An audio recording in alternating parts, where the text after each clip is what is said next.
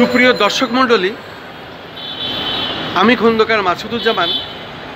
আমি ধারাবাহিক কিছু বয়স্ক মানুষদের নিয়ে, যারা প্রবীণ লোক, তাদের কিছু সাক্ষাৎ আমি গ্রহণ করে থাকি।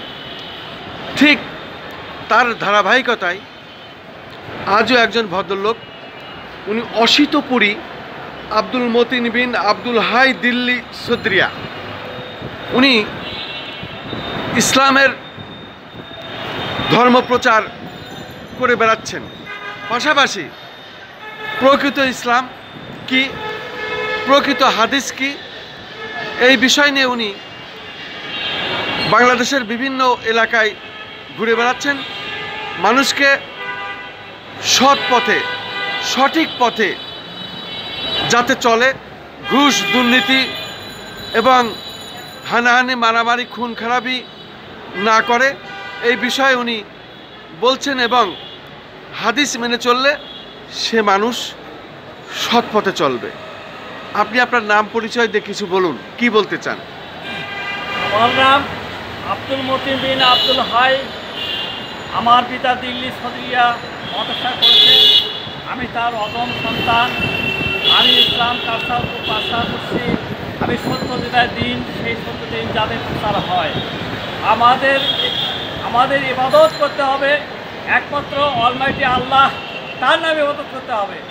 যদি তার নামে ইবাদত না করো তাহলে তোমরা ক্ষতিগ্রস্ত হবে। খাবুত মাসে তো মিন্দুনি ইন্নাল খাসিরিনা আল্লাযিনা খাসিরু আনফুসাহুম ওয়া আলাইহিম কিয়ামাতে আলা যালিকা ইয়াউমুদ। এটা সূরা জুমারার 15 নম্বর আয়াত। আল্লাহ তাআলা বলছেন, তোমরা উপাসনা করো যার নামে তার।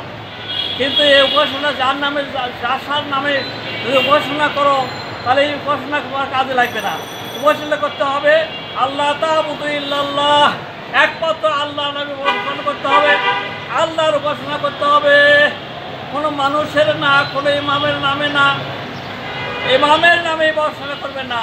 আয়াত নম্বর বলছি আপনাদের সূরা আম্বিয়া 29 নম্বর আয়াত, ওমাইয়াকুল মিনহুম ইন্নী ইলাহুন মিন দুনি ফাযালিকা নাজি জাহান্নাম ফাযালিকা নাজি জালিমিন। তাদের মধ্যে যে বলবে আমি উত্তম, আমি তোমাদের নামাজের দায়িত্ব নিয়ে নিলাম। তুমি নামাজের দায়িত্ব নেবার কে? নামাজের দায়িত্ব নেবে আল্লাহ। যাদের নামাজ হবে তাদের নামাজের দায়িত্ব আল্লাহ, তাদেরকে আল্লাহ জান্নাতে দিবেন।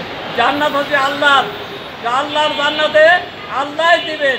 আল্লাহর উপাসনা যারা করবে, আল্লাহর বন্দেগী যারা করবে, তারা আল্লাহর জান্নাতে ঢুকতে পারবে, পারমিশন পাবে, তারপরে ভিসা হবে জান্নাতুল ফিরদাউসে যাওয়া। জান্নাত উপরে না নিচে?